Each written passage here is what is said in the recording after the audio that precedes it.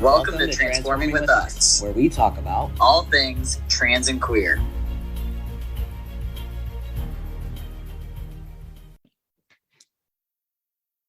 Hello, everybody, and welcome back to Transforming with Drew, where we talk about everything TQIA. And today we are here with Andrew. Hello, Andrew. How are you doing today? Good. How are you? Good. Andrew, would you like to introduce yourself to the audience, your name, pronouns, and where you're from? Yeah, I'm Andrew. My pronouns are he, him, and I am from Cocoa, Florida. Awesome. How's Cocoa down there? It's freezing up here. Today's pretty chilly, actually. Believe it or not, it's only been in the 50s. So, it's not too far behind where you are. Yeah. Says my 27-degree weather. I got to pick on you a little bit. All right. As everybody knows, we love to hear about the stories of who you are, what made you today. So would you want to tell everybody a little bit about who you are, like what started your transition, what made you feel comfortable doing it, and the process of how you did it, wherever you wish to disclose? Yeah. I'm 36 years old now. I came out when I was 32, and I've been medically transitioning for 3.5 years. And it's been a wild ride, that's for sure. Between you need letters for this, you need letters for that. I've had top surgery. I'm 1 year post-op top surgery. I'm just over 1.5 years post-op hysterectomy. Those two huge goal marks right there has definitely been quite the ride, between fighting insurance and everything else. But I knew when I was younger that there was something different. And, growing up in the 80s and 90s, this kind of stuff wasn't talked about at all. Everybody was definitely in the closet. You didn't have anybody to look up to. And it definitely made for a rough teenage experience for me, going through puberty the first time around, fighting my body and these thoughts and everything else. And, it took one of my best friends coming out to me and starting testosterone. And that's when I tried to come out as trans the first time. Unfortunately, it was still a time that wasn't talked about very often. So family wasn't supportive, stayed in the closet a little bit longer. And, then I had met my partner at that time, who kind of called me out and said, listen, there's something different about you. Are you trans or anything? You have a safe place here. And I'm nope, not me. You're not going to do that. And, a couple of days later, after giving it some thought, I came out to her and came out to everybody else. I was at a point in my life that it didn't matter who accepted me or who didn't. I was on my own, so I didn't have to worry about getting kicked out or anything like that. And here I am now. I'm almost 110,000 followers on TikTok now, and just being me and showing everybody else that you don't have to be afraid. That there's plenty of safe places for people now. You don't have to run. You don't have to hide. And there's people like you and I who are here to help in those areas. Which is something that I wish that we had growing up, for sure. Yeah, I can relate a lot with that. I mean, the first time I remember trying to come out just did not go well. My ex was like, no. And I was like, oh, not even a real answer, but okay, just no. I only knew one other trans F to M my age, so it's like that was it. And other than that, I knew some M to Fs and fabulous women. I loved them all. And then my wife called me out on it in our first 6 months of us dating, which began at 5 years now, married 1 year, and called me out on it. Took me a long time to be like, okay. So I get that. I definitely get that. Yeah, that's crazy, right? It's kind of like I was like, oh, it's a little bit similar there. Yeah. So you probably have a lot of similar struggles, but I think it'd be good for the audience to know is, what is it like coming out in your 30s like us? Because realistically, we do see a lot of trans people now that are coming out younger, but a few people still don't always get that luxury. So what was that like for you, navigating that? Oh, it was tough, especially being in my early 30s when I came out, going through the name transition and pronoun transition and everything, especially with people who have raised you or like been in your life for the entire amount of time. For them, it's like, especially until you start physically seeing changes if you're medically transitioning, It's so hard for the people in your life that are going to stay there, that accept you and will support you and everything. That was a struggle. People still nowadays still will bring up my dead name or things like that. Just not in a hateful way, but in a like, oh, remember this memory with that person, talking about her in the third person. And it's just like, yeah, great, but that's not what I want to talk about. Let's replace those memories. So that's definitely been probably one of the biggest struggles is that. And then, retraining myself too, and answering to the name Andrew, or responding to he, him stuff. It's so much. I feel like if I had done it at a much younger age, I would have been able to adapt to it a lot easier, versus having to remind myself like, nope, this is how you sign your name now, or this is how you do this. That's probably been one of the biggest struggles, that and not having other people to talk to, like, hey, what can I expect? What am I looking at? If I do injections versus gel, because I just made the switch from injections to gel, things like that. But now I have that platform and I know those kinds of people that I can reach out and say, hey, have you done this method before? Or what does that do for you? So kind of just being in the dark for the first solid 6 months of even coming out, just not knowing what was going to happen, or if I was going to make any friends, was I going to meet anybody like me? So many things like that running through your head. And yeah, I definitely can understand that. And then of course, you still have to navigate the idea of that some trans men go like really hardcore and become like a little bit misogynistic, and then you're like, no, that's not the point of this. And then there's other. And then there's the trans men they're like they transition to become trans non-binary. So there's like so many spectrums of transitioning now too, and you don't know it. It's not, no one's aware of that, and it's kind of like a beautiful sense. It's like you don't know who you're gonna meet, who you're gonna talk to. Like us meeting happened to chance, like which was awesome. Like, oh, it was like, oh, hi, Andrew, I'm Drew. It's like kind of neat. Being in Florida, I mean, I've been to Florida, but not everybody knows what it's like to transition Florida. How is that for you? Because I know that they have a little bit more unique rules than other states.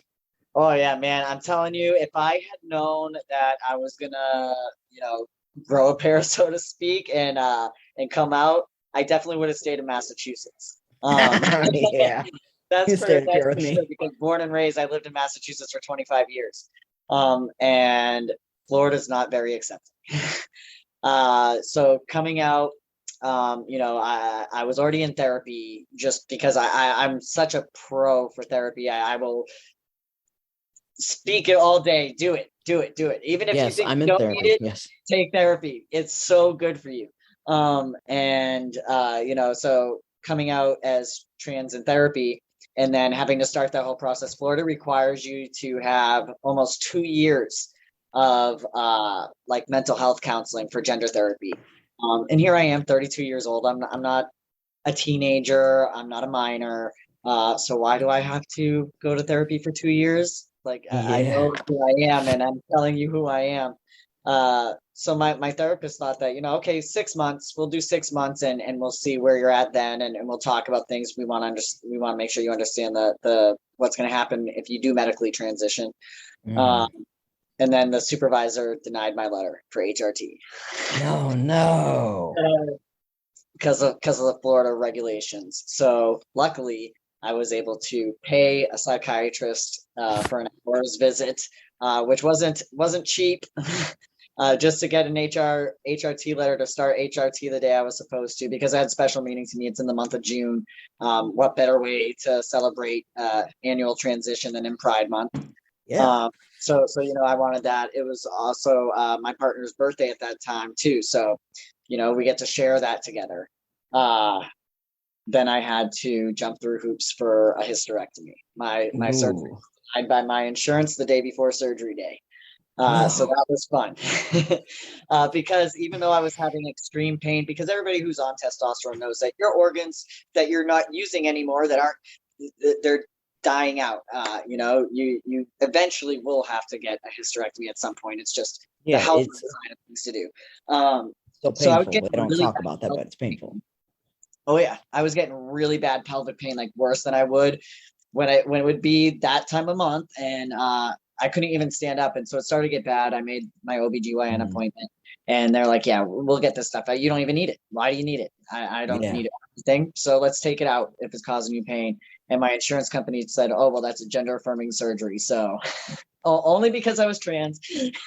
If I had been a cis het walking in there and said, no, I need a hysterectomy, they would have covered it. So I had to pay about $300 for 2 psychology letters to state that I was mentally stable and everything else before going in and having the surgery. Luckily, there's walk-in places like that here in Florida, but like I said, it was a pretty penny. Had that surgery. Yeah. Luckily, my top surgery was 100% free. Thank Because I goodness. passed the same year that I was back. That deductible. Yeah, my deductible, my out-of-pocket max had already been met, and by chance, I found my surgeon through a Facebook group. Nice. An FTM top surgery Facebook group, and someone recommended this surgeon, said that he takes insurance. So I called him up. I did my consult while I was recovering from my hysterectomy, and a month later I was having top surgery. Nice. That's awesome. But And also you get got your passport too, which I ran into that issue recently too. Getting your passport no. isn't easy. I mean, I'm a dual citizen, so I have to get all my stuff changed. And then, so originally they were wanting me to do it in Germany, and then I talked to German consul, and she goes, "No, we're gonna do it in America first, and then we're gonna do it in Germany. Because when you have it done in America, it's gonna be easier for us to change it for you. So that's gonna be a pretty penny for me to do. But at the sea, I don't have a normal birth certificate because I was not born here. I was born. I'm a citizen abroad. So being a dual citizen means I have a lot more complications. Not fun. Right. That. Oh man. Then, yeah. So then I'll have 2 passports to change, 2 birth certificates to change. All that. Yeah, see, I haven't changed my birth certificate yet because the state of Massachusetts, for some reason, when it comes to that, and I guess there's also a long wait list up there too, for name changes and stuff, like all that stuff going to court's on like a 6-month wait list from what I've heard. I have family that works for the state. But it's really expensive to change your birth certificate in the state of Massachusetts. That's $600. Yeah. I'm like, yeah, I'll wait on that until I'm good. I mean, nobody needs to see it, which is why I didn't think it was going to be an issue with my passport, because when I sent in my birth certificate, I also sent in my legal name change documents from court with the court stamp on it, the original copies. And they're like, no, you need a letter from an MD. Like, great. Okay. Now I got to find an MD. Yeah. Stating that I was transitioning, that I've lived as who I am for a certain amount of time, all kinds of stuff, just to get a passport. It's like, what is my birth certificate name and what's changed with Social Security in the state and in the country of the United States? Why does that matter about traveling to Canada of all places? But Man, it's done. I'm good for 10 years. I don't have to worry again for a while. Yeah, you're good for a minute. I mean, I have my stuff, so it's just going to be a name change for me when I do my passport, but I think I'm going to do the birth certificate now, knowing your story. Oh my goodness. Yeah. The name change was probably the easiest part of my whole transition in this state. It was a simple filling out a packet, and then they waived the filing fee for me because I got qualified as indigent. So I got it done for absolutely free, and it was done within 30 days. You know, the judge was really nice and says, okay, you're not doing this to run from any crimes, right? No, nope, not me. So granted, done there that day. And I, of course, in a rush to change everything with the Social Security office and DMV. So I did that the very next day. But that part was probably the easiest part here in this state. It's not very trans friendly here. Which is hilarious. Because I lived in Florida from like 9 to 29, like on and off, mostly in Florida. And I grew up kind of in the Orlando area. I mean, I've been to Cocoa. I've had, friends and exes and all that stuff. I've been in Cocoa, so I'm all about Cocoa. I used to work there. Actually, it was kind of fun. But yeah, no, people are like, oh, Florida, Disney, gay pride. I'm like, oh, Florida, red state. Right. That's what I tell people. Yes. Red state. Very much. A red state. Because much that on the first day of Pride Month this year, our lovely governor decided to pass an anti-trans bill. So Yep, I saw that. yeah, against poor trans youth, trying to play sports, because that's the right way to do things. Yeah, don't get me started on that. I call that the wave for pedophiles to check people. Yeah, But, I mean, you're not lying though. You're I'm not. not lying. The bill allows them to do it. That's all I have to do is say I suspect, and they can check any person technically.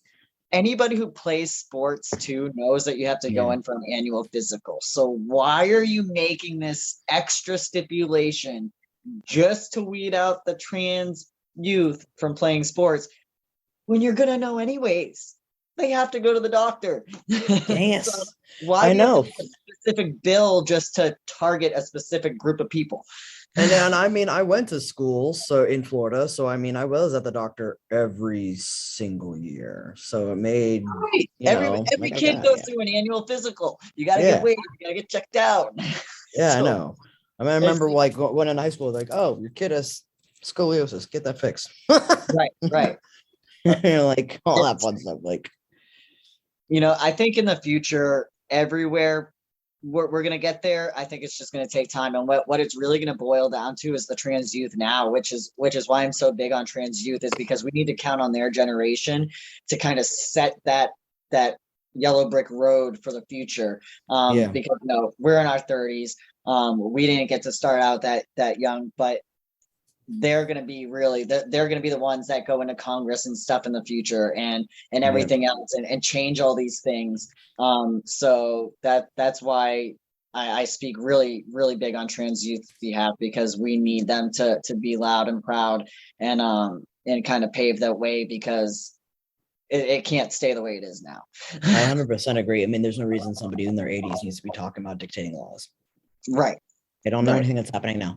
And that's why, like, I do the podcast, because, like, this is, like, visibility. The more visible, and it's been proven, the more visible a group is, the less hatred a group is, which is great. And that's why it's, like, I wanted to make it as possible as much as I can to show that we are normal. And human, and we have hopes and dreams and loves and all that. Yeah, we mind our own business, just like everybody else minds their own business. I mean, that's the number one question we get as trans people is, what's in your pants? Well, I mean, you wouldn't walk up to somebody and ask them that just on the street. You wouldn't walk past a stranger on the sidewalk and be like, hey, wait a minute, I just need to know the answer to this.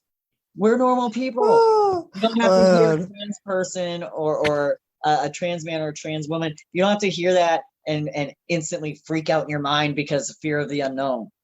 Or fear of getting hurt. You're right. How about you just say hi? I'm a normal dude. Yeah. Right? I know. I've luckily have not gotten that question. I've gotten like some crazy religious babble, but I was raised Catholic. My family's Catholic, and they're very supportive. And I went to a very supportive church. So when somebody starts spouting off me some religious stuff, I start spouting out the Bible right back at them and go, "I'll pray for your soul. Hopefully, St. Peter or St. Paul will forgive you at the pearly gates for being judgmental." And then they're like, I was raised Catholic too, and that's one of the funniest things I laugh at in the back of my head sometimes, is because here I am, a 36-year-old trans man, and really frowned upon by a lot of people in church and stuff like that. And yet I'm the only one in my family to have received my first communion, made my penance, made my confirmation. I'm the only one that could technically get married in a Catholic church, and no. Same. I mean, 100% same on that. Like, it's crazy. But I was lucky because there's also a place in Sanford called the All Souls Catholic Church, and they literally preach all that, all souls, everybody, love and acceptance, which is great. Absolutely love them. They had a really amazing like youth group for LGBT kids. I was like proud of that and stuff.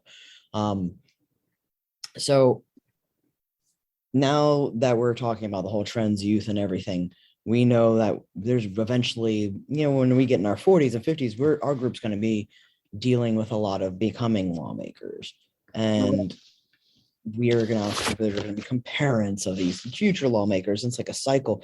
How do you think we should be doing for these trans youth? Like, how do you think, could even just creating more visibility? Because like you and I both talked about this earlier, we haven't seen much visibility, so it was harder for us. Right. And that's something that, like I said, my aunt works for the state of Massachusetts, and her and I have actually been doing lots of talks about stuff that we want to do in the future as far as trans youth goes. And one of them is opening up special programs, homes for trans youth that get disowned by their families and they don't have some place to go. Kind of almost like a child would be placed in a foster care system, except for children of youth, and making sure that they are able to get the proper therapy that they need, and the help that they need, because you and I both know that not being able to verbally express how you feel or have someone else validate you, that can put you in a very dark spot. And I know that I struggled very much feeling alone and all by myself. Nobody was gonna care about me and nobody was gonna listen to me. And again, that's another reason why I do my TikTok platform, is to show the kids that, hey, you have a safe place here. Talk to me, message me. If I can help you, I'm going to help you. Talking to nonprofit organizations and stuff like that for the LGBTQ community. I do a lot of that here in Florida. I'm getting ready to go to school actually to, get some certificates to help teach jobs and things like that, because that jobs don't know how to handle these situations. Oh my gosh, I've got a trans employee, what do I do? You have to worry about harassment. That's something that happened to me when I first came out, and so what I'm looking to do in the future as far as work goes is going to be going around to companies and hospitals and, hey, listen, this is how you need to handle a kid coming in here with this going on. You don't ask this, you don't ask this. Because when I go to the hospital, I get slid a Post-it note that asks me if I'm male or female. That stuff doesn't need to. Or I have every doctor coming in the room and saying, oh, I'm sorry, do I have the wrong room? I'm looking for a dead name. And it's like, but no, that's not my name. And it's just simple little things that can be corrected if the education is put out there, which is why I'm so big on educating not only my own experience, but things that I learned along the way. Because that's the biggest thing is the education and just being open about it, speaking about it, putting yourself out there. We put ourselves out there every day on social media.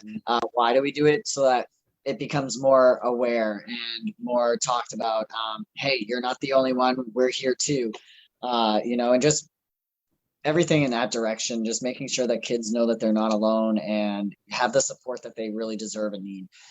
100%. It's funny you were saying about the hospital stuff, because my dead name is very feminine. So I too. When I go into the hospital with my wife, I go to her. Yeah, mine's very feminine. Very feminine. And the thing is that the hospital knows I'm trans. 8 months into my transition, my mom passed away, which really sucked for me in a way, because this time around, coming out at 32, she was very accepting. So that was huge for me to have my mom there. My dad had passed away when I was 4, so he had no input or anything like that.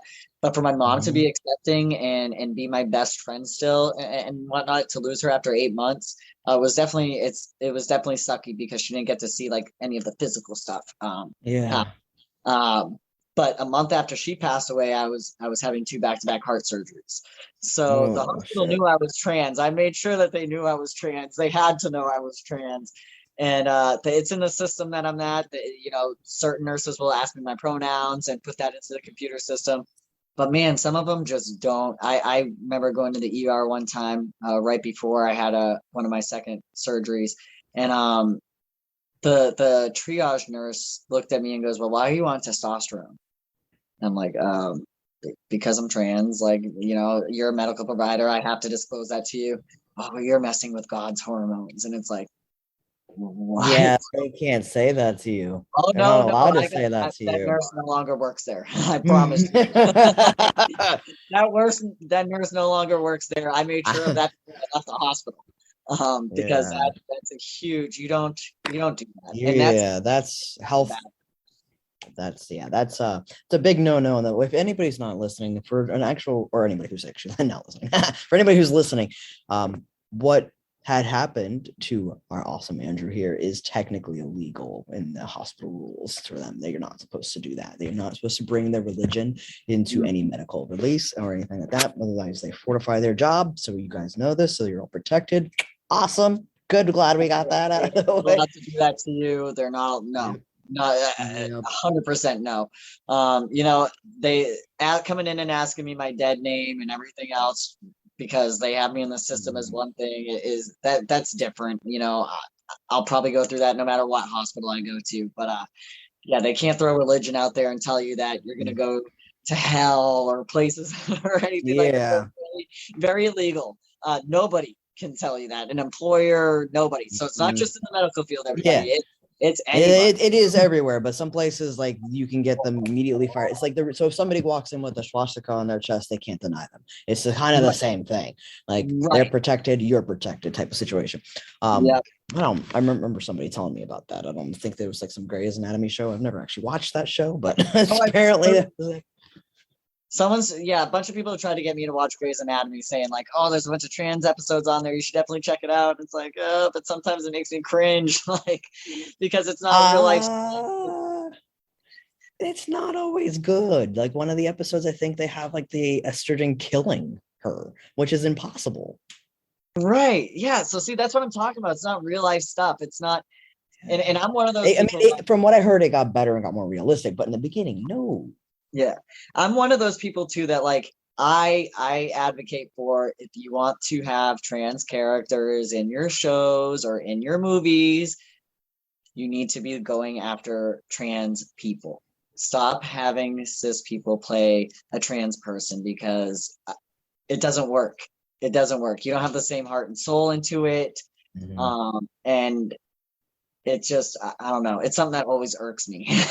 I mean, I agree with you. I mean, not gonna lie, Boys Don't Cry scared the living shit out of me. That recloseted me so hard. I was trans. Yeah, I recloseted so quick. Yeah, because I remember being 4 years old and like putting socks in my underwear. I'm packing. I didn't know I was packing. I was 4 years old. I didn't even know what packing was. I was standing out and peeing. Wait a minute. Tina Brandon just put socks in her underwear. I used to do that. Like, what is going on here? And then, realizing as I got older what being trans was and everything, it's like now it's funny the light bulb that goes off in our heads. Like, yes, this makes sense. Yeah. So much. And the confidence level in myself, just I smile in pictures. You can tell it's not fake. Like I'm my genuine self now. Transitioning saved my life because I was definitely headed down a dark path. If I hadn't come out and started my medical transition, mental health wise, it really weighed on me. And I think people don't understand that is like it destroys you not to be authentic, and it can save your life. And we're full disclosure, Andrew knows this. Andrew preaches this just as much as I do. You don't need to medically transition to use your correct pronouns. Some people cannot medically transition due to funds or health or anything of that nature. You're still valid, but there is something about at least living the true life that you're living that saves your life, whether it's medically transitioned or not. Right. And I do. I back that 110%. You do. I know plenty of people that are trans masc that aren't taking hormones or plan on having any surgeries. I know plenty of non-binary trans masc people, or trans femme at that aren't taking hormones just because you're allowed to be comfortable in whatever body that you have. And that's what it's all about. I've had top surgery because I was not comfortable with my chest. I know people that aren't having top surgery because their chest doesn't bother them. It may be on the smaller side or whatever. You do not need to have any specific surgery or be on any certain hormone or medication to be valid as being trans, non-binary, whatever you want to identify as.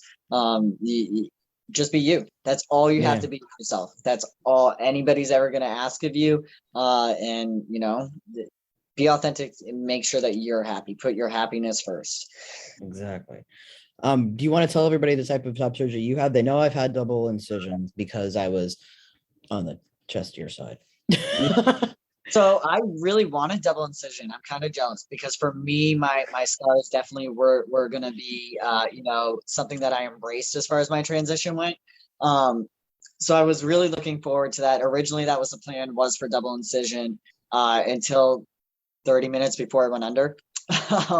And my surgeon was drawing the lines, and he was like, listen, I think we should rethink this. I think we should do keyhole. Mhm.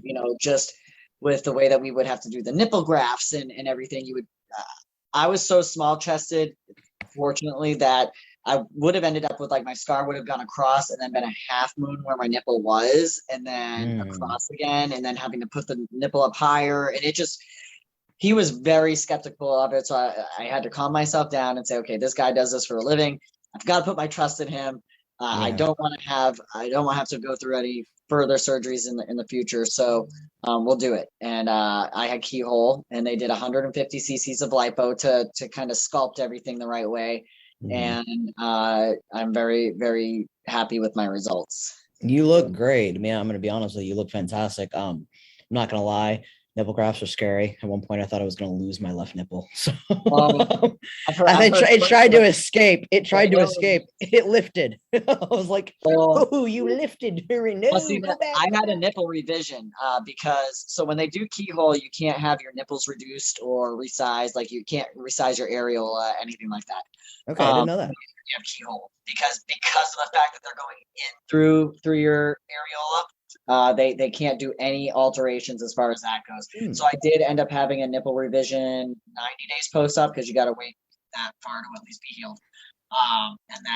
So they really brought it down because my nipples themselves were for me, it was very dysphoric because I felt like they were so feminine. Yeah.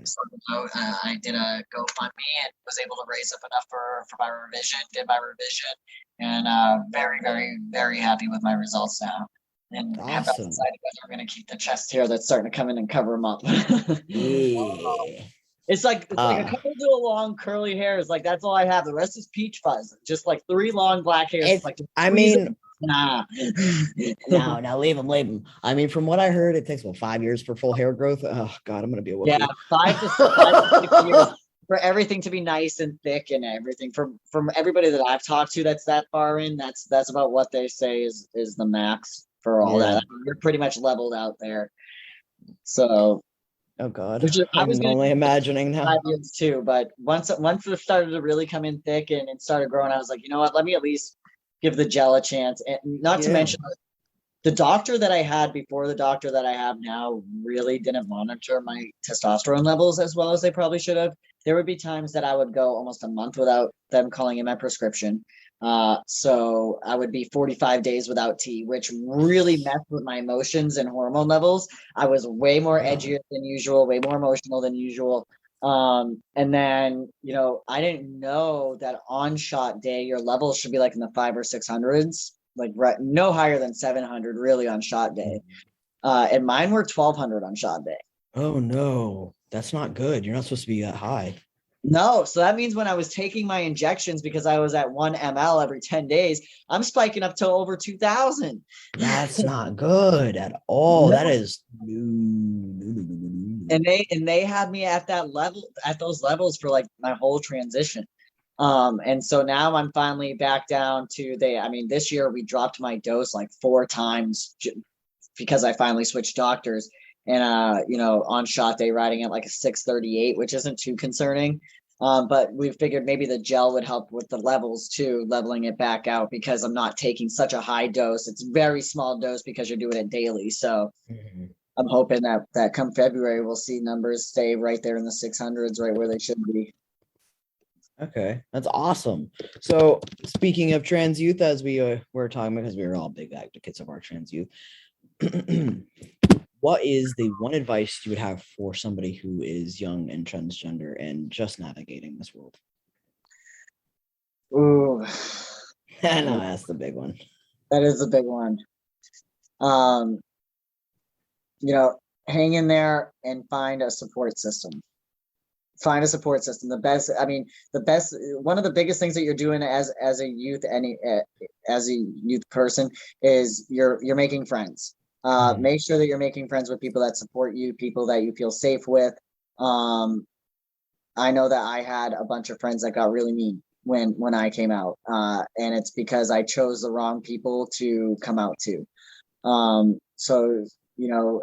Always make sure that you have a support system, whether it be a therapist, a school guidance counselor, a teacher, anybody, make sure that you have someone that you feel safe that you can go to and talk to, because it's an upcoming thing, it being more out there in the open and help being there for you. So Yeah. don't give up, just push through it because there's light at the end of the tunnel. I promise you. Yes, thank you. And I want to thank you so much for doing this with me and helping spread visibility and awareness about transgender lives. So I thank you so much, Andrew. How would people thank you be for able? having me, Drew. It's No okay. problem. Thank you, Drew. All right, thank you. No, I'm going to Germany next year. I might have to hire you to be like a tour guide or something. Oh God, right? My wife might be better at doing the German translations for you. She might be going to Germany next year. We might be going to Germany next year, actually, for a little vacation, which would be hilarious, right? If anybody wants to contact you or follow you, where would they follow you and how would they contact you? All right, so I'm mainly on TikTok and Instagram. Those are my two major platforms. Ninja_penguins1 is going to be the username on both platforms. You can find me there. Andrew Spicer on Facebook. You can find me that way. And definitely Instagram, I would say, is the easiest way to message me. Because I get notifications better on that than I do for TikTok. Don't message me on TikTok because I just have too many I'm never going to see. Message me on Instagram. I'm pretty good at getting back to you, especially if you're in the trans youth department. I'm huge at making sure I at least respond and say hi and give advice where I can and help out, point in directions as far as top surgeries go and stuff like that if you're looking for surgeons. So yeah, those are going to be the best ways to get a hold of me. All right. Thank you again. And as always, everybody, live with purpose and live your truth. Thank you for listening to Transforming with Us. You can like, follow, and share on all major platforms to keep up with all things trans and queer. You can find us on Facebook, Instagram, Apple Music, Spotify, iHeartRadio, and more.